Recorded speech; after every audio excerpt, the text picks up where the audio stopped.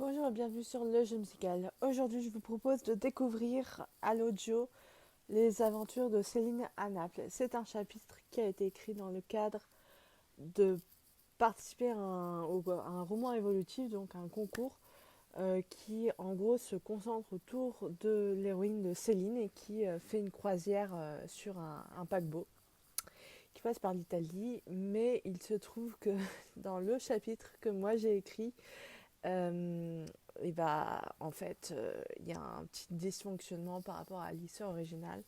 Ce concours a été initié par Découverte Magazine, un magazine situé en Suisse.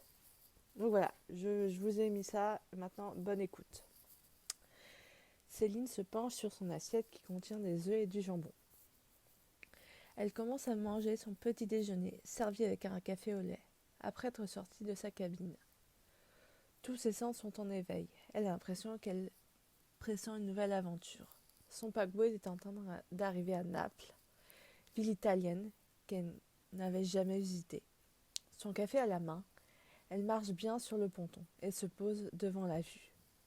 Quand le paquebot accoste dans le port de Naples, le Piazzetta di Porto, un sourire se dessine sur son visage. Elle tient contre elle la lettre de haine. Elle n'a jamais envisagé l'Italie comme un pays qu'elle pourrait visiter.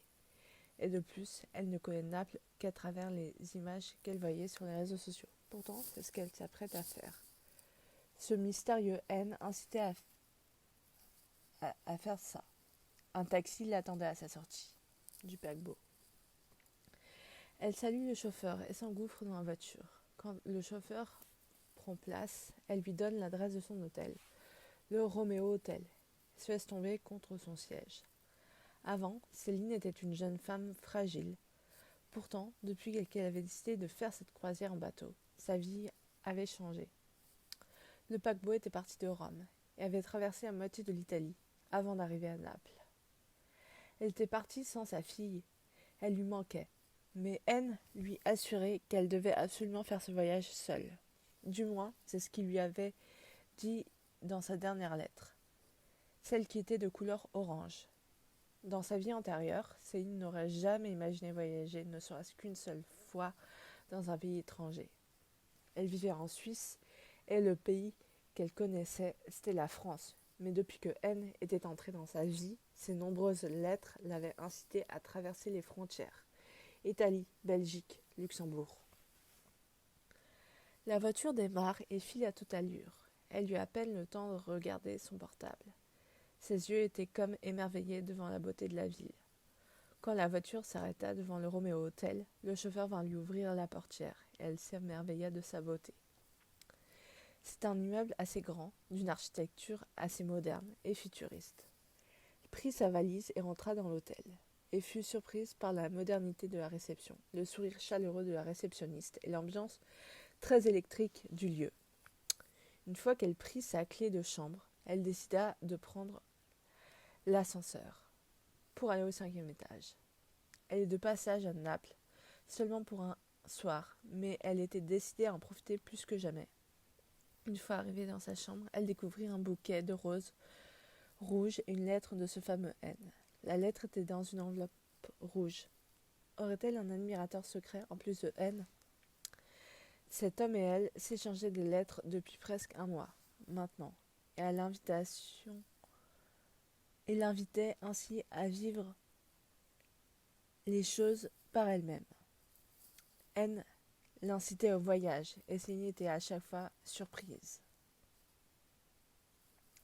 C'est vrai qu'elle avait tendance à s'effacer, Céline, et à vivre ses aventures à travers celles de sa fille. Et pourtant, à 40 ans, il lui restait plein de choses à découvrir. Elle se penche pour sentir les roses, qui sentent bien sûr divinement bon, et ouvrit l'enveloppe. Sur le petit papier qu'elle contenait, il était juste écrit « Rendez-vous sur le toit ». Céline jette des regards autour d'elle. Sa chambre était spacieuse et possédait même un petit jacuzzi incrusté au mur. « Qui peut m'attendre sur le toit ?» se dit-elle. Elle se laisse tomber sur le lit et soupire. Elle se dit qu'elle a de la chance et que la vie peut bien finir par la surprendre. Durant cette nuit, à Naples, tout peut basculer du jour au lendemain. Elle vient à Naples pour visiter le site archéologique de Pompéi, mais sa curiosité l'attire beaucoup plus loin. Elle est dans un hôtel 5 étoiles, aux chambres vraiment luxueuses. En une nuit, tout peut basculer, se dit-elle, et c'est vraiment l'impression qu'elle a. Curieuse, elle décide de se rhabiller et d'aller voir. Elle monte l'escalier. Lorsqu'elle arrive sur le toit, la vue était à couper le souffle. Un coucher de soleil caressait les immeubles de la ville et contrastait avec les couleurs de ceux-ci. Une piscine en bois était là, incrustée dans le marbre. Elle en eut le souffle coupé.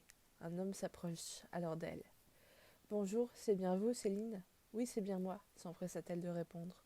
« Écoutez, je vous ai fait venir ici pour vous montrer la vue, » dit-il. « Le petit mot dans ma chambre, c'était donc vous ?» s'écria-t-elle.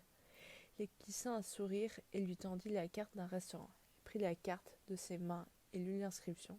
« Trattoria Don Vincenzo. » Elle ira peut-être un jour. En attendant, elle fixe le coucher du soleil, émerveillée en sirotant un cocktail. C'est sa première fois en Italie, et la première fois aussi qu'elle part sans sa fille. Elle prend un grand bol d'air pur et laisse son imagination vagabonder. Après avoir fini son cocktail, Céline descend et prend alors un taxi pour se rendre au restaurant. Sa surprise fut immense quand elle découvrit que son chauffeur portait un badge sur sa poitrine qui répondait au nom de Nino. « Est-ce lui, le fameux N ?» se dit-elle en montant dans la voiture. Elle indique au chauffeur l'adresse du restaurant Trattoria Don Vincenzo. Il se tourne vers elle. « Vous ne voulez pas plutôt vivre une aventure ?» lui demanda-t-il. Elle lui sourit. « Quel genre d'aventure ?» Pour toute réponse, il démarra la voiture.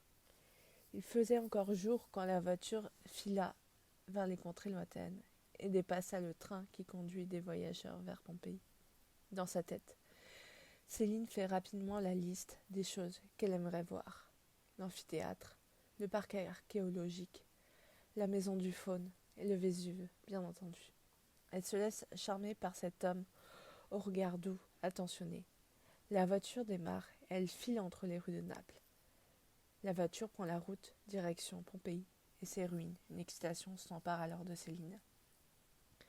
Elle allait enfin pouvoir visiter Pompéi, elle n'en revenait pas.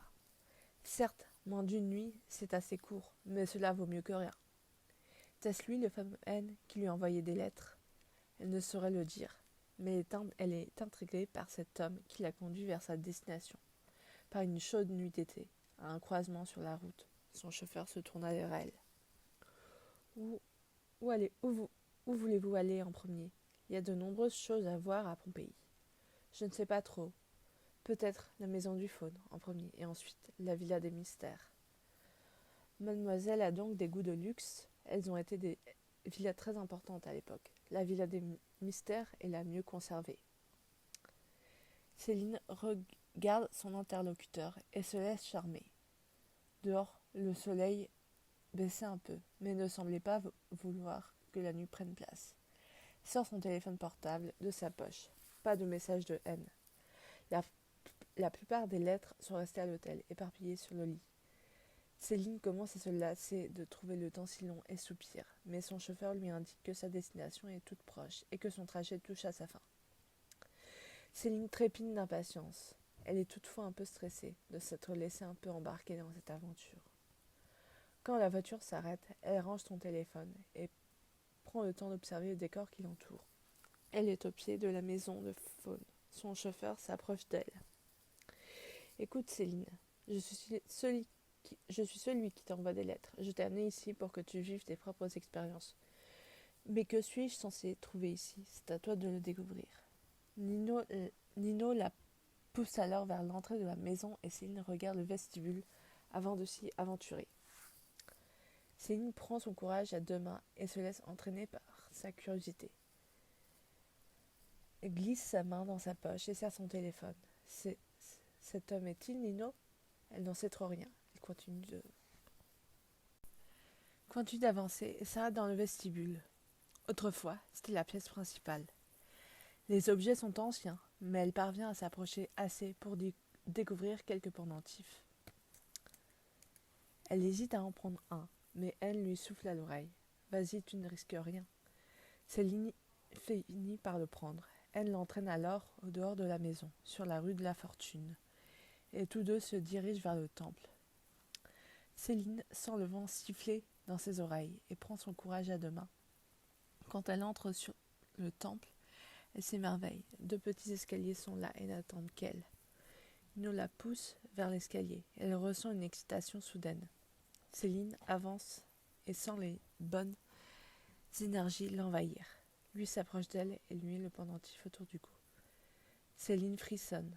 Elle ressent les énergies d'Augustus. La terre tremble. Céline lève les yeux vers le Vésuve. Il gronde. Il se retourne vers Nino. Où allons-nous ? On va aller voir le volcan.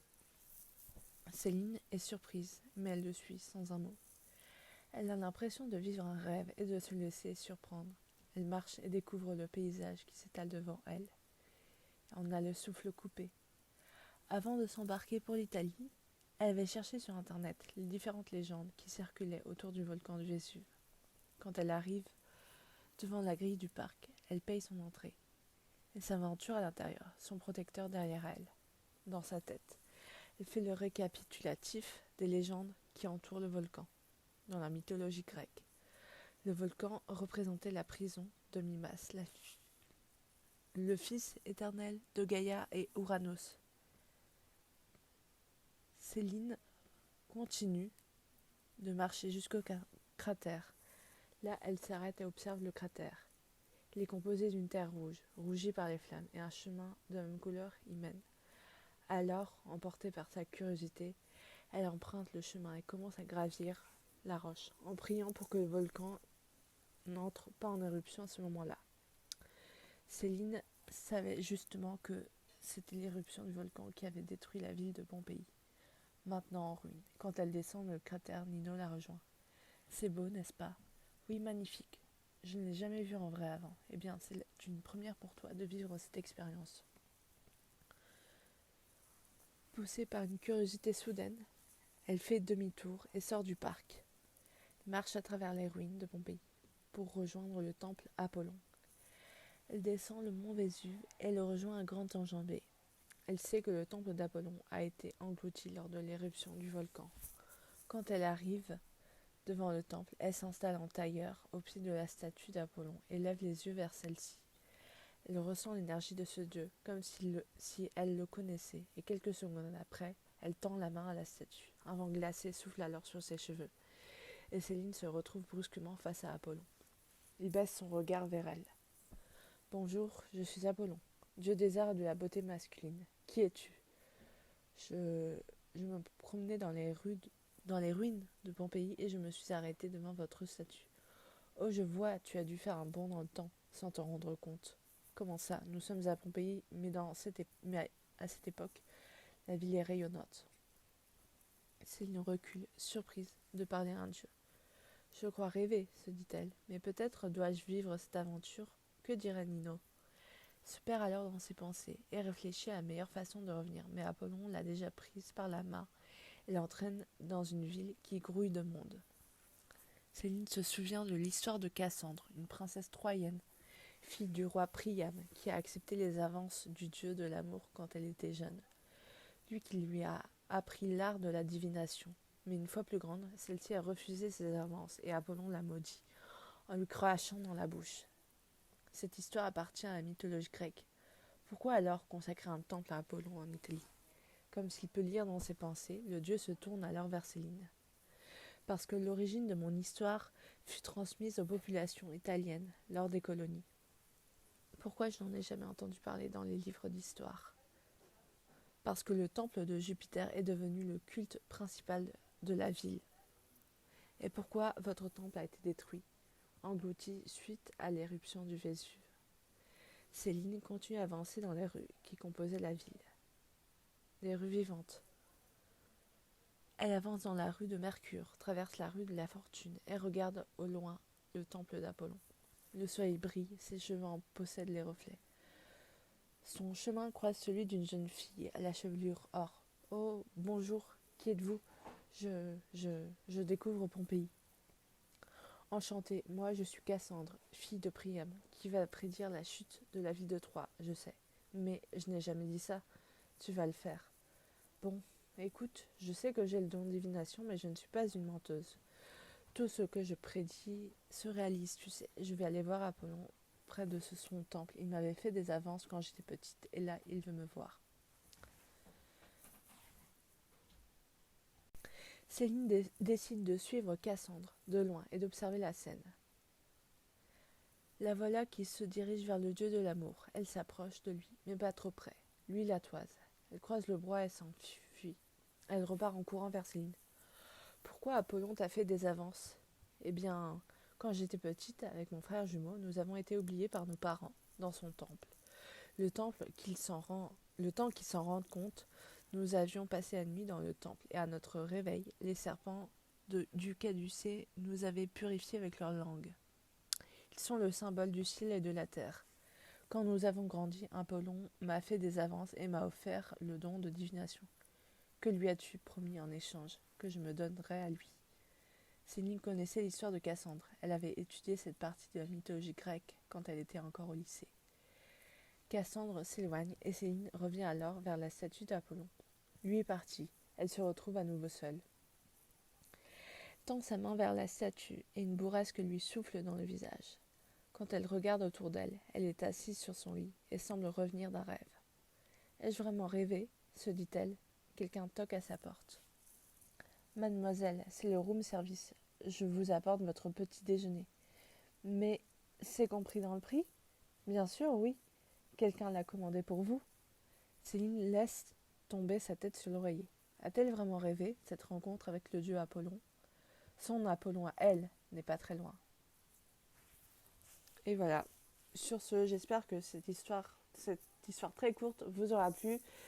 Si vous en voulez encore, n'hésitez pas à me le dire en commentaire. Et moi, je vous dis à la prochaine pour de nouvelles aventures. Ciao.